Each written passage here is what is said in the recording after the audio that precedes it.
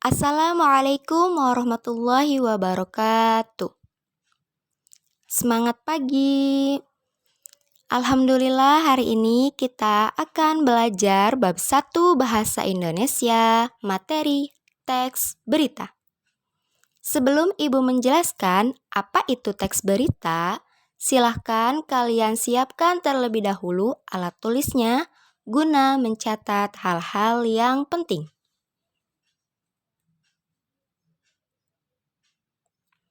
Nah, lanjut ke pengertian teks berita. Teks berita adalah sebuah tulisan yang berisi informasi tentang suatu peristiwa yang telah atau sedang terjadi.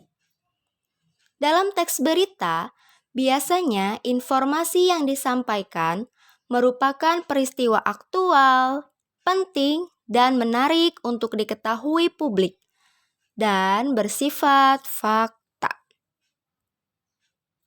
Selanjutnya kita akan membahas unsur-unsur berita. Pasti kalian sudah kenal ya dengan 5W plus 1H yang berbunyi what, who, where, when, why, how. Dalam bahasa Indonesia, kita biasa menyingkatnya menjadi adik Simba.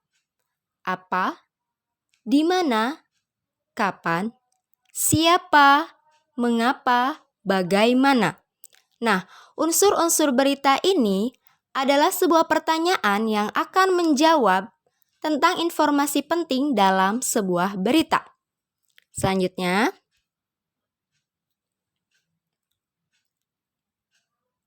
di sini ada contoh pertanyaan yang menggunakan unsur 5W plus 1H atau adik Simba beserta jawabannya. Contoh yang pertama, menanyakan apa?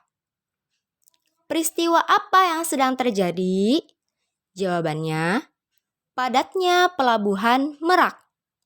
Contoh yang kedua, siapa?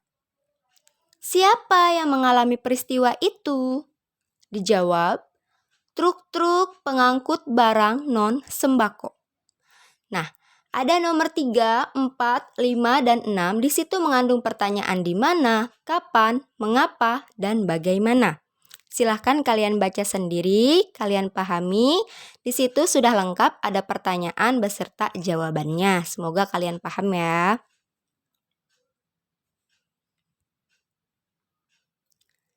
Selanjutnya, kita akan belajar hal-hal apa saja sih yang harus kita lakukan jika ingin meringkas dan menyimpulkan berita. Ada 3 hal yang harus kita lakukan. Yang pertama, mendengarkan beritanya terlebih dahulu.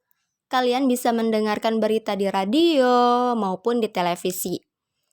Selain mendengarkan, kita juga bisa membaca berita.